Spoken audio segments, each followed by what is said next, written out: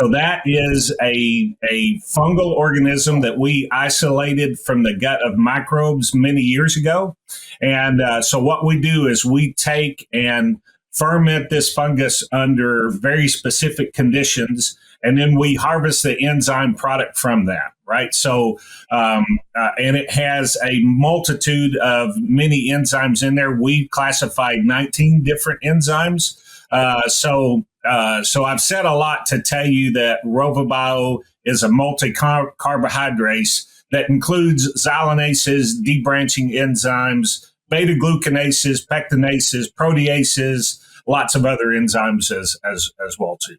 So it's a carbohydrate, basically, with multi-carbohydrates. Yes. So you can think of it as an NSPase with a few little other activities in there as well too. Swine it.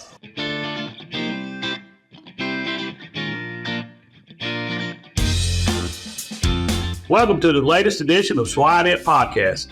I'm Jerry Purvis, your host, and today we have a very distinguished guest, Dr. Mark Giesemann, and Mark is the Swine Technical Manager at Adisseo. Mark, welcome to the podcast today. Well, thank you, Jerry. It's a pleasure to be here for sure. So, yep. I guess we'll just jump right in. But I've known you for years and know you pretty well. But maybe people in the audience are not familiar, so maybe take a moment and just tell us a little bit about what you've done and how you got to where you are today. Yeah, so I very commonly tell people I'm just a pig nutritionist, right? That's what I do, right? So I grew up in East Tennessee. I'm 60 years old, so I was born a long time ago, right? So both my parents were chemistry teachers, actually, and they met while they were in graduate student at the University of Tennessee in the post-war era, and so forth. And they stayed in East Tennessee, and I grew up on a small farm in East Tennessee, had a small purebred Yorkshire herd, and real active in 4-H and FFA as a kid, and then came out here to Nebraska to go to graduate school. So worked with Ernie Peo for my master's, and then did my PhD with Austin Lewis as well too. So had a pedigree that stood me in good stead there. And since that time, I started as an active professional swine nutritionist in 1992 with Farmland Industries, and did a little bit of research, and then have been a practical nutritionist for the rest of that time until I started working for Poet in the mid 2000s and worked in the ethanol business for about 6 years. Then went back into nutrition work for a little while. Most of my time has been in the cooperative system, working as a nutritionist, either for Purina, started with Farmland, and then Purina later on as well too. So most of my life has been about trying to figure out how to meet people's financial goals by feeding pigs, and that's what I try and do with my customers now, is try and help them use Adisseo products most effectively to meet their goals. A worldwide leader in animal nutrition, Adisseo's portfolio of products includes methionine, the full range of vitamins, enzymes, organic selenium, probiotics, mycotoxin management strategies, and palatability products. With such a diverse offering, Adisseo supports its customers with a broad range of expertise, tools, and services to help them maintain a competitive advantage. Adisseo, fueling predictable profits. To learn more, visit Adisseo at www.adisseo.com. Very good. You've got a pretty varied experiences, and it seems like a lot of people do get their early start on a family farm, Mm-hmm. and experiences there, and just spurs that I guess that interest and into learning more. Very good. And then your parents both being chemistry teachers, I'm sure that weighed a lot on your your interest in the technical and the side of feeding pigs. It did. It did. Like so many of us, when I went to undergraduate school, I started out as pre-vet, right? But what I found out real quickly is there at Tennessee, at least, most of those vet students, they weren't my peers, right? So they were city kids that were interested in getting their A, right? And they weren't really into the ag classes like I was. And so that was a big part of me switching my major back over to just plain animal science.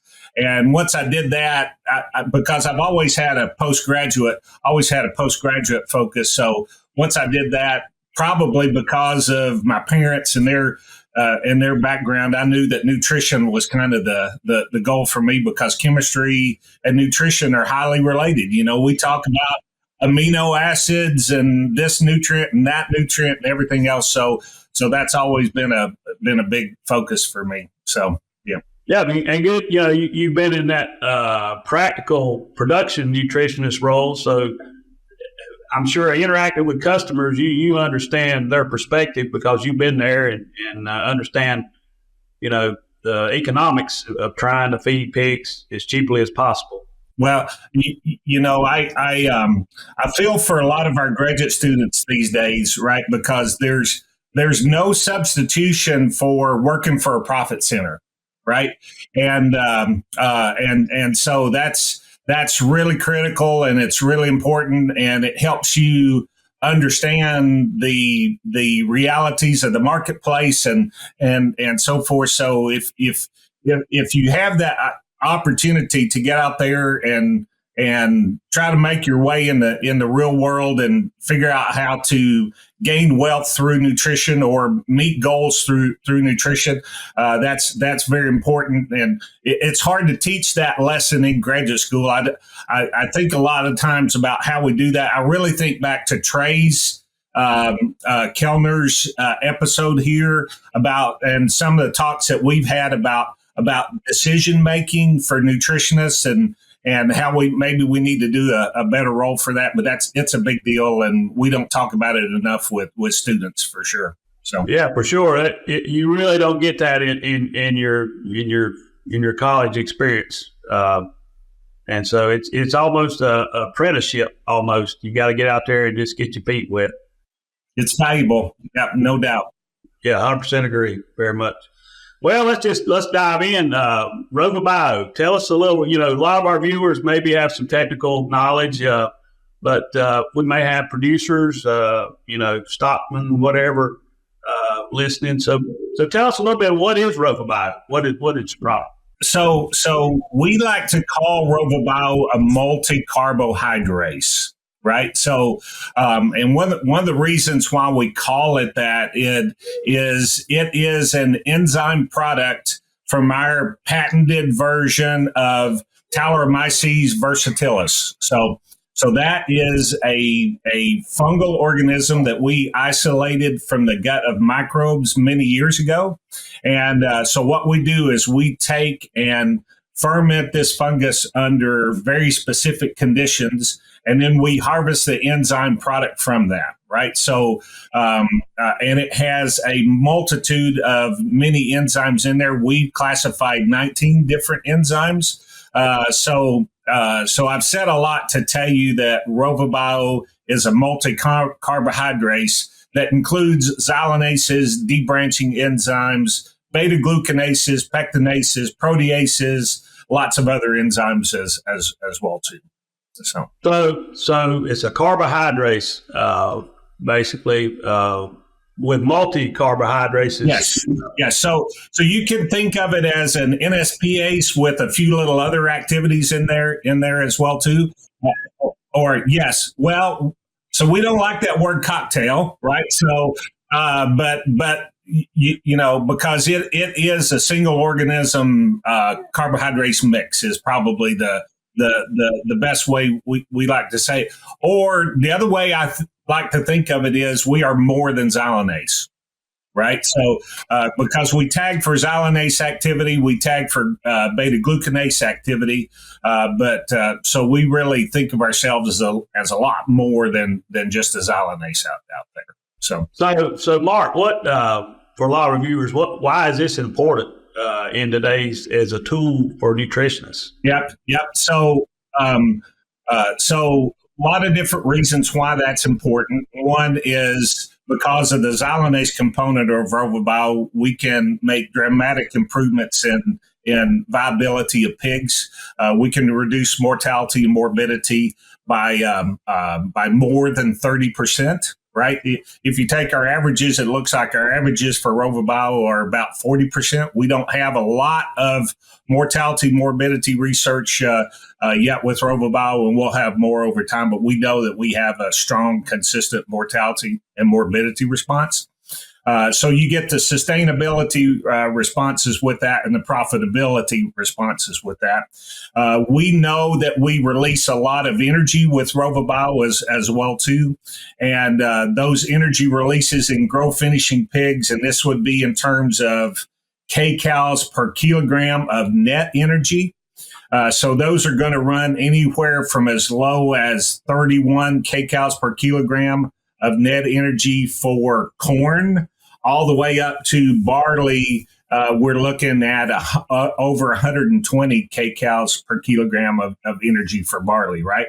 And we'd have 84 kcals per kilogram of net energy release, right? So really, really substantial energy releases with RovaBio. So that's another reason why we say we're more than xylanase, right? So we have a substantial one. And then when you get into the south side, then we've seen pretty dramatic improvements in terms of sow weight loss, but also in piglet weaning weight as well too.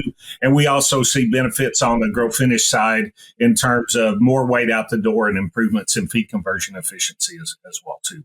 So a lot of benefits across all stages of swine production. Phases and counts. Yeah, anytime you put RovaBio into the pig diet, it's a great thing, right? So not just for nursery age pigs, not just for grow finish pigs, but for sows as well too. So you're saying basically, as pigs they'll have these endogenous enzymes to break down this fiber portion of the diet, and so this is a product that helps you maybe capture some benefit, and maybe speaking, let's just take the mortality, because I think that's most producers today, that seems to be, they perk up a little bit when you start talking about improving mortality, because that is so financially impactful. You have a pig here, and you spend all this money in feed and care. And maybe even a pig that you get it up to 200 pounds, and all of a sudden, you lose that investment. You got all that money in there. So I think it really is on the minds of people. We're talking about sow mortality, pre-wean mortality, but even grow finish mortality. All this mortality is very financially impactful. So maybe talk a little bit about exactly how do you think that product improves mortality? So that's the $64,000 question, right? So and don't have a lot of answers for that. But let me just go to a few things here. We probably think that mortality response is closely associated with the microbiome. Right? Because let's just look at energy release, right? We know that more energy is a good thing for pigs, right? But I don't think that there's anybody out there that would tell you that feeding more fat to grow finished pigs is going to dramatically reduce your mortality, right? Maybe some might say maybe a little bit the other way around. So, right? And that's a number we don't have but we know that more energy is probably not related with mortality. Right. So it's probably got to be something else. Right. And we're not talking about huge energy releases here anyway. Right. So it's probably not energy. But we do know, thanks to Dr. Petrie's work and some work that others done, we do know that these xylanases can change the microbiome. Right. And we do know that they are reducing inflammation in those pigs as well, too. We have some data that goes along with that as well too. In one of our studies, it's interesting. In that study, we didn't see any difference in mortality in that study because this was a barn that had PEDV in it in the turn before and had sit empty for several weeks before and then been whitewashed down and so forth. So we went into a really clean barn and we only had 1.6% mortality in the whole group, right? But it was the exact same for both groups. We only lost 20 pigs in the whole barn period. But on the morbidity side, in terms of pigs that we took off test, we had like 9% in the controls, but we had 4% we had about 8% in the controls and less than 5% in the RovaBio pigs, right? So we took a lot fewer pigs off test in RovaBio, right? Got over 3% more pigs to market with RovaBio compared to the controls there. And if you looked at those reasons why those pigs came off test, I think we had like 6 different categories, including even ulcers, or even not ulcers, but even ruptures, right? We had fewer ruptures than we had with RovaBio, but in all the other categories, we had numerically fewer pigs that came off of test for all of those reasons compared to the controls, right? So that tells me that RovaBio is having some impact on well-being of that pig, and that goes along with some of the cytokine data that we've seen in sows with the work that we did with Dr. Petrie at Texas Tech and with Thomas Crome there. We saw reduced cytokines there. So we're having a positive impact on the inflammation of these pigs, and that's probably associated with the microbiome in some shape, form, or fashion. So that's a awfully long answer to tell you what we don't know what's going on for sure, but we know it's a good thing, right? Right. Well, the literature is pretty much supports, xylanase impact on mortality. And most people accept that, that's been proven. So I think your point, if we don't have to understand the mode of action all the time, as long as we're getting a response and it's consistent, then that's important. You think back to, we've learned a lot about, or personally, as we've learned to understand during COVID, the importance of our immune system, and sometimes you get out of whack, and your body's in a ultra fire immune response, and the consequences it has on our health. Very much, I think people understand that in the application with pigs as well. You made a good point there on variability. I think that's a silent killer when we go sell pigs. We don't get paid the same for each pig. That pig has got a window, and if he's in that window, we get the most value, the full value for that pig. But if he's lighter, then we're really discounted. So that's a good point. I think people, the whole average for that lot of pigs that you sell, if you can tighten up that variability, you're going to make more money. Yeah, for sure. And you see that both on the top end and on the low end as well, too, because there's one study that we did with a cooperator, and we hope to get this in for Midwest as well, too. But with that study, because what RovaBio does is it compresses the variability on both ends, right? On the top end and on the low end as well, too. And we saw some of those control pigs got ahead of us and got way out too heavy out there. And we really took a heavy hit on those pigs on the dock on the top side as well, too.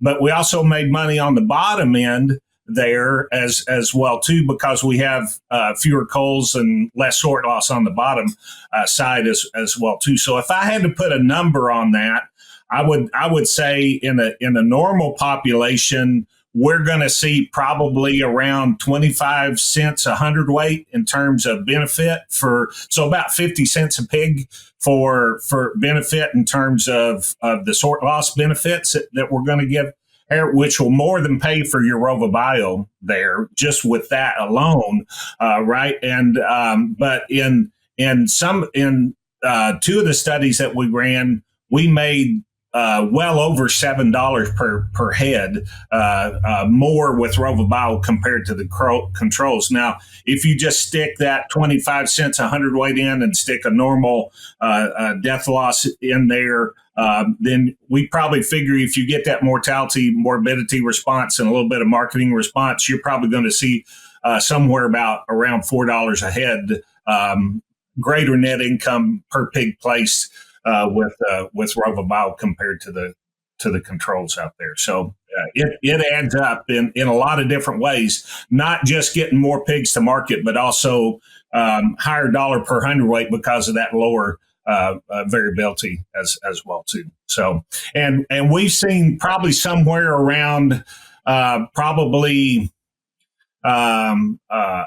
around 2 pounds per pig, between a pound and 2 pounds lower standard deviation in our RovaBio pens compared to our controls. So it's a big deal, and it does add up. So yeah, it's very, very financially impactful variability.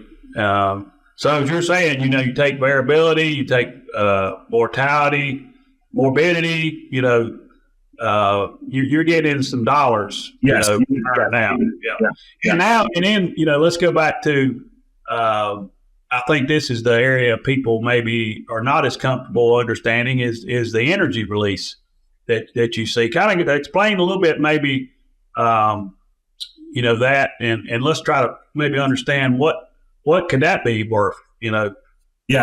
So it's we start rolling these numbers for energy uplifts off our head. We talk about 120 kcals per kilogram for barley, right? That's a big number, right? So, but if you look at corn, right, 31 kcals of energy per kilogram. That's that's not a earth-shattering thing, right? If you put that in terms of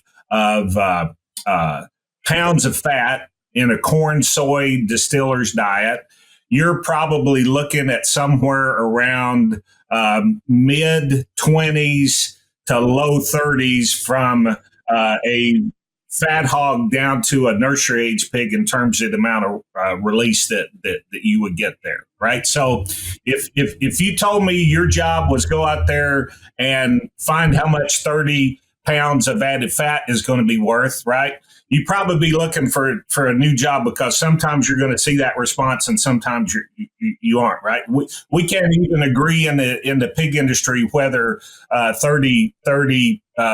whether increasing energy will give you a growth response or not, right? Some people say it will, some people say it will, and some people say it's dependent or not. But here's one thing that we know is that if I came out here and offered you 30 more kcals per kilogram of net energy, you would gladly take it, right? So, and we see that in our studies as well too, because if you took the death loss out of the picture and you take all the studies that we have with RovaBio that don't show here in North America that don't show response, then we're going to get about 2 pounds more gain, and we're going to get about a 1.5% improvement in feed conversion efficiency, right? And that fits in pretty well with those energy responses that we see. And you see it in some studies, and you see it in those because it's so small a response that variability is going to wipe that out sometimes, right? So, but it's there, and we all know that we're going to be able to take advantage of it at that point in time. So with today's diet costs, if you take that energy response and work it into an efficiency response, gives you a really nice payback in terms of RovaBio. So what we see, I took that $4 a pig for plugging in with a mortality response. If you don't get a mortality response, we still would say that you're probably going to clear well over $2.50 a pig in terms of RovaBio response with net energy, just due to that energy release itself. And that doesn't talk about cost savings or condition benefit on gestating sows, and it doesn't talk about a heavier pig coming out of the crate or a better conditioned sow coming out of the crate as well too, right? So lots of benefits there to greater energy there all the way around. So yeah, mortality, of course, is a number is something that really strikes gets people's attention, but especially today in today's climate, feed efficiency, just like you said, we're with the commodity prices we have today, and you mentioned fat, that's how we add fat to increase our energy density, and fat, fat to corn ratio is just unbelievable high today, and it's historical, and I don't think it's going anywhere soon. We're not going to with renewable programs, and so that looks like that's not going to turn around. So very pertinent topic. If we can, everybody's looking for ways they can reduce their feed efficiency. We know it's what percent of fat's going to get us approximately 2% better feed efficiency. As you said, it can vary a little bit. The game maybe not something that we can, not something that's just clear cut, but definitely that feed efficiency is worth a lot of money. Yeah. And in today's pig industry in North America, the only sustainability that we're worried about is whether we're going to be able to make it the next spring when we're making money again, right? So we have to understand that, but there will come a time when we're in the black again, when we're going to be worried about sustainability, and it'll become important for our packers at some point in the line down the road as well too. And if you're improving energy efficiency, you are improving sustainability. No doubt about that. And if you look at the line of carbohydrates that were available out there, RovaBio has a better track record than the other products on the market for doing that. So we really see that in birds where we get higher responses to enzymes there as well too. And that's one of the reasons why RovaBio is it's the highest. There's more RovaBio fed than any other carbohydrates in the world out there. And one of the reasons is when it gets a hold of that fiber, it has a lot of different tools to rip and tear with. And it's such a broad and powerful array of enzymes. One of the other nice things about RovaBio as well, too, and this is really showcased in Amy Petrie's work with Thomas Crome that's going to come out in the journal here before too terrible long, we hope. And in that data set, we had distillers grains and we had beet pulp, right? And RovaBio was equally effective in both of those in terms of improving energy digestibility. With ME there, we got about a 3% improvement in ME with RovaBio there. So that's kind of in gestating sows. So that's kind of a big deal there, right? And the nice thing with RovaBio is you can swap back and forth between different fiber sources, and you don't have to pull your micro bin and put something else in there. You can keep going with RovaBio because it's probably going to be effective with that other substrate that you're putting in there as well too. So, yeah, that's a good point, Mark. And I was just thinking as you were talking, how do you measure? I mean, how do you calculate a release when, we talked corn, soy, which have been pretty much the diets in the Midwest. Here on the East, we have to, as Jeff Hansen said, we're farther from the corn pile. And so sometimes we have to be creative, and we have some fiber maybe that are not available. It makes more sense for us. So how do you take a look at those diets and predict and yeah, well, so that's one of the benefits of working with a European company, right? Is that they live their lives using a multiple amount of substrates, right? So it might be wheat, it might be barley, or if you're Canadian, it might be canola. So one of the things we have a tool that we call RovaBio Predictor that we use to predict our substrates with, and so most of the data that we have right now is based on RoboBio Excel, which was our previous version of RoboBio, but we did a massive amounts of ileal digestibility studies with Excel, right, to look at that RoboBio response and to see what it was doing for energy release and for amino acid release, right? And so we took all that data and lumped it together and put it into RoboBio Predictor, and it does a really nice job of predicting what those responses would be. And one of the other things that we did along with that, for a couple reasons. One of them is that we do have versions of RoboBio that have phytase with them as well too, right? And so we did the legwork to understand what that release looks like when you don't have phytase in the diet and when you do have phytase in the diet, because 1 and 1 isn't exactly 2, right? Because there's a little overlap in terms of what you get with release when you put a phytase in and our carbohydrates together. So that's one of the nice things about the release numbers that we have is if you're using a phytase, we can help give you a good number about what that release will look like when you're feeding phytase as well too. So you don't have to worry about double dipping on release whenever you put those into the diets there. So speak a little bit maybe about how phytate and a phytase, how your phytase, how do they synergistically work together? So I'm not going to touch that system with a 10-foot pole. I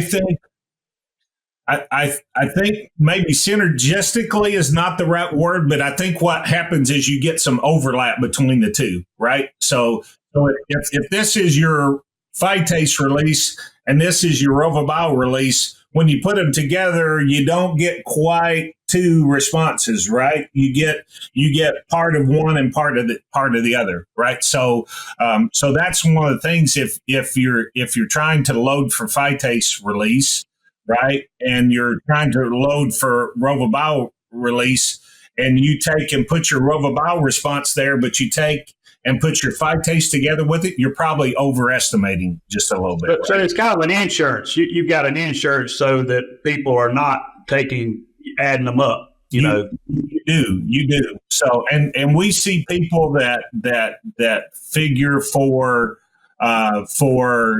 loadings and some that don't. I think with phytase, I'm totally on board with that because I'm a big believer in energy to amino acid ratios, right? And using that to set your lysine ratio and then using ideal protein to set the others. But I think lysine to energy ratio is very critical. And the nice thing about phytase is your energy release and your amino acid release are fairly similar, right? So you don't have to worry about messing up your energy to amino acid ratio. It's probably not that simple with RoboBio, but it's close enough where you don't have to worry about it. I think probably if you're going to use release with RoboBio, it's most important in lactating sow diets and nursery age diets, diets for nursery pigs. That's where you probably need to have your loadings in for RoboBio because those are higher amino acid levels, and that's probably where we're going to see the biggest difference in energy release and amino acid release for RoboBio as well too. So, yeah, but I think certainly on the grow finish side, you can just throw it in on top and it'll work fine under those conditions as well. Yeah, I think a lot of times we underestimate. Like you said, most in the Midwest, you'd be on pretty much corn, soy diet, maybe some distillers. But there's actually maybe even more fiber, maybe more substrate than people realize, even in a simple diet. Yep. Yeah. You know, we talk about that 31 kcals per kilogram for net energy. And we can certainly get that out of corn, but if you look at soybean meal, that number goes from 31 up to 69, right? And I certainly I don't think about fiber still to this day, and I've been doing this for a long time, right? I don't think of soybean meal as a high fiber component, right? But there's only 40% crude protein or 48% crude protein in that product. So you got over half of it that's left. Well, fiber is a big chunk of that stuff that's left as well too. So and we don't know all the benefits of that yet either. But one of the nice things when you work with RovaBio, if we move back to feeding more soybean meal with pig diets, then that'll be a very positive thing for feeding RovaBio as well too, because you'll get an even bigger response with RovaBio than what you were getting before when you put more of those protein substrates there as well too. So, you look at that, and so if you take wheat release, we're looking at 84 kcals per kilogram of net energy, 122 for barley. Wheat middling's about 98. But corn is all the way down at 31. But then if you look at those proteinaceous substrates, so bean meal would be 69, canola would be 69, sunflower would be 55, and DDGS is going to be 47, right? So all of those protein substrates, there's a lot for RovaBio to work on in all of those as well too. So I had another question, Mark. Just thinking about, obviously, a lot of people don't pellet in the Midwest, but people, in the East, pretty much everyone is pelleting their feeds. And we know the enzymes are somewhat pretty sensitive to heat. Yeah. How does that product survive? So RovaBio is a fungal enzyme product, right? So it's stable up to about 185 degrees, right? And in the Midwest, that's going to get a lot of folks here in the Midwest, right? In terms of pellet stability, but we also have other applications for that. We've got a coated enzyme that'll get us up to 195 degrees, and so that'll get us there on a lot of different places. But we also have liquid applications that you can do post pellet application with as well too. So we can cover you on all bases there. We also do a lot in terms of working with the customer to make sure that they're getting the right amount of RovaBio into the product as well too. So we can help you there and to get the testing that you've done to check out that post application feed and make sure you have what's in there or not. So yeah. All right. So it's everything we've gone through today is just more money back to the producer with a product like this. But thinking a little bit on sustainability now, where everyone's looking at, just thinking how. Obviously, you're going to use less resources. Most people are going to give that energy value, and now we've got these byproducts that have more value. So maybe they'll find these waste streams. They'll find their ways in the diets, mm-hmm. And so it just seems like a good, it's a sustainable focus that we're looking at and trying to use use less resources and get more output in less waste. Yeah, and one of the nice things about RovaBio is the inclusion rates can be really, really small, right? We've got 1/10 of a pound per ton product, right? So if you could get that applied through another mix or something like that, then that takes a lot of your carbon worries about getting the product to the mill away. Plus, you've got these great improvements in terms of energy release and feed efficiency and so forth. And that is the great thing about the breadth of the enzyme mix with RovaBio as well too, because you not only do you have xylanase, but you got this huge chunk of debranching enzymes as well too. You have these really effective pectinases that we show with our data with beet pulp as well too. Plus, you've got these mannanases and these galactosidases and these beta glucanases as well too. So RovaBio is the ideal product for whatever comes its way, right? And and so it's those termites knew what they were doing when they co-evolved with those fungal enzymes, right? So it really does a great job of getting in there and ripping and tearing, and you can take advantage of that diversity for your feed meal by using RovaBio to not have to worry about the logistics of changing your enzymes because you're moving from corn to wheat this week as well too, right? So. Yeah, I think that's important because, we can't, sometimes we change formulation on the spur of the moment. It may be planned. It may, all of a sudden we got opportunities. And so it said, you need a product that kind of works in every situation. It makes sense. But, to go back to sustainability, we just, we've got to increase production. What was the figure by 2050? I think most people say we need to double our food production, and that's going to be tough. That's going to be tough in the climate. So it's not only we're putting money back in producers' hands, but we're doing something for the global good of all mankind. We're having to put more product, more protein, and it's sustainable to the producer. He's got to be in business, and so if he can stay in business, and it's just amazing what technologies are coming down the pipeline and over the years. I can remember when phytase was something. We looked at it and it made sense. Finally, it made sense economically. But now, there's no diet today, I would say. No ton of feed probably milled in anywhere that doesn't have a phytase in it. Yeah. Jerry, you and I are old enough to remember those days before phytase, right?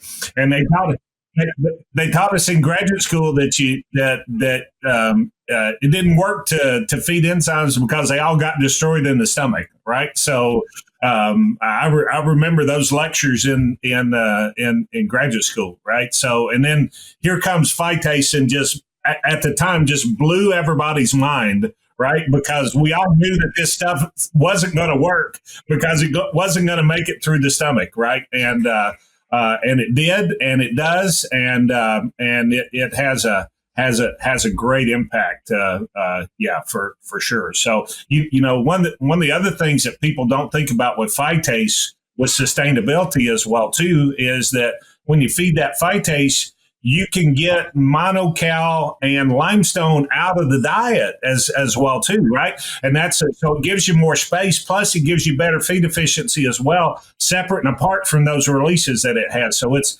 a really, really powerful tool, and that's why we did that work with RovaBio to look at RovaBio release with a phytase and without a phytase, because we know that just looking at that RovaBio release isn't enough. We need to know how it reacts with a phytase as well. Absolutely, yeah. Phosphorus, not only being probably our third most expensive ingredient in our diets, but just looking at sustainable environmentally good things, and so it's who knows what's gonna come out next. But I love the way that people are slow to adopt new technologies, I think, but as we bring more products and like I said, you got data and products work, people will adopt.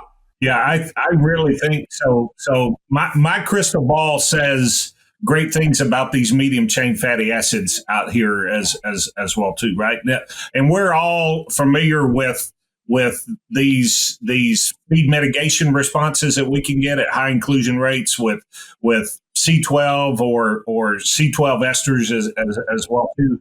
You know, those are great things, but there's a lot of other good that we're going to get from those medium chain acids as well too. So look for that coming down the road, because I think we're all going to be feeding medium chains for a lot more things besides feed mitigation, I think, in the future as well too. And I think our uptake on those has been a little slow, but we'll find it as well too. Right? Like back in the day, we never understood why we would get these good responses with coconut oil sometimes and we wouldn't see it with others, right?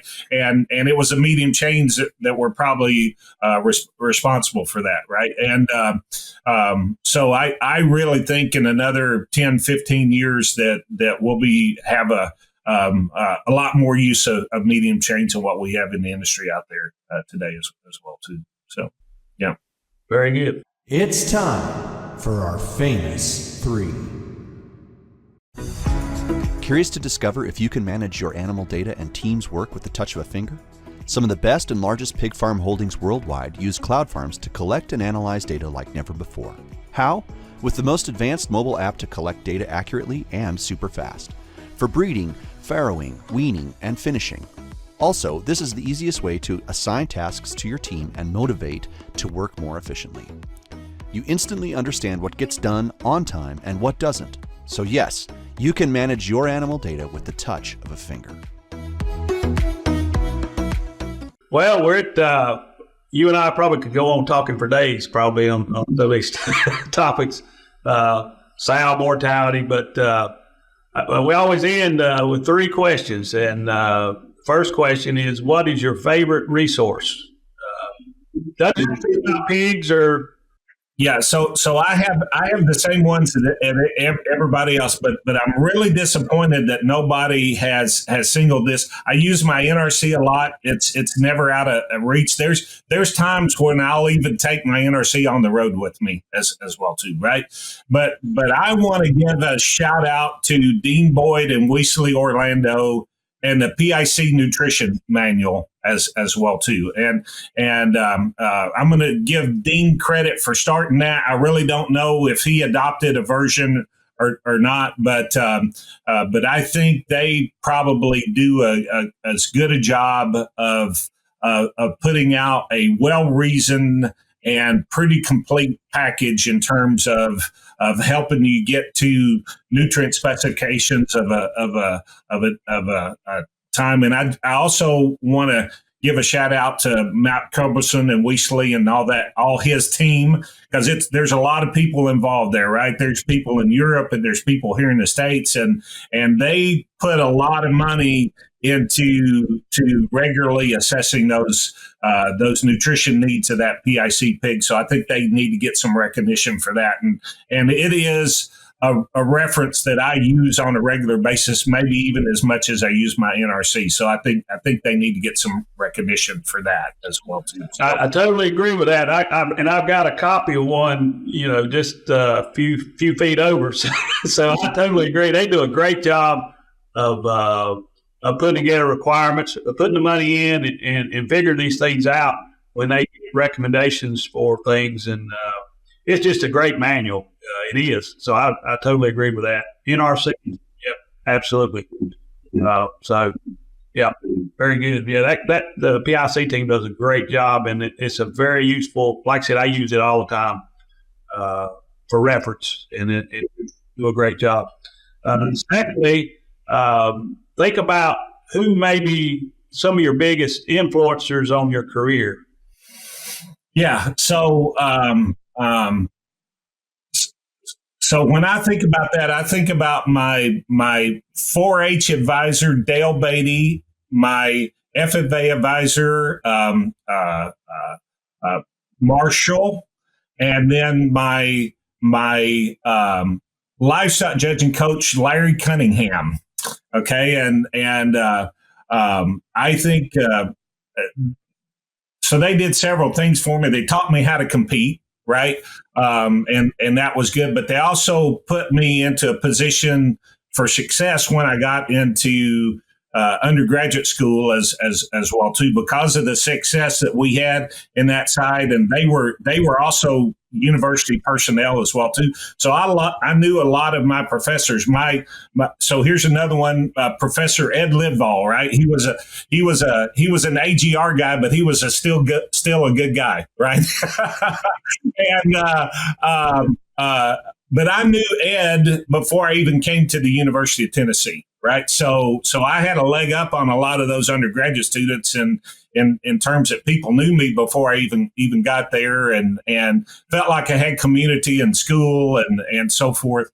And so those are some names that, and then of course Ernie Pale and Austin Lewis, my major professors as well too. It's a big long list, but really thankful for people that have helped me out along the way there as well too. So. No doubt. It's hard. It is really hard to a lot of times to get down to one person. We're kind of like, it takes a tribe to raise an Indian. We take the parts from throughout our career and throughout our life from different people, and all the positive, impacts that they got us to where we're at today. So very true, very true. But so lastly, what would you say are some of the characteristics of successful people? Yeah. So I don't like this question, Jerry, right? So, but because it always makes me uncomfortable. And the reason for that is, I see a lot of people in the pig business that the industry would certainly deem to be successful or famous or whatever. And I look at those people and I think, I don't want to be that guy. Right. And so I have a tough time with that. And I've thought a lot about this but because I think, for me at least, success is people that spend an amount of time assessing what it is that they want to get out of life and then put practices in place to get there. Right. So, and it has nothing to do with fame or it's figuring out what it is that you truly want in life. And I would caution a lot of these young people out here that fame isn't that important, right? That there's a lot of other things out here in life that can bring you more pleasure in life than somebody knowing what your face looks like. Right. And as they would say in Raiders of the Lost Ark, choose wisely when it comes to setting those goals for your life. And to me, that's what makes a successful person. So, yeah, very, very true. It's success means to different people, and it's not where we get sometimes, but it's just the fact that we set a goal and we. It doesn't have to be we accomplish big things, but we set out to do what we wanted to do, and there's success in that, and so yeah, absolutely. It's not reaching the mountain sometimes. It's just putting in the effort and moving that ride, to get where we're at. So very true, very true. No doubt. Well, Mark, it's been great. I know I've learned a lot, and I know our viewers probably have learned more and maybe have a better understanding about NSPACEs, carbohydrates, and how they can impact financially our operations. So I appreciate you taking time to join us today. My pleasure. Thank you for the time, Jerry. All right. Take care. The journey of a hero has challenges, battles, and villains. But after the fight is won, new paths are open, and it's time to catch our breath and move forward. More powerful and super than ever. And you, hero of the swine industry, do you have your cape ready to take new flights? Swine Talks 2023, December 6th and 7th. Together, we're more super than any obstacle.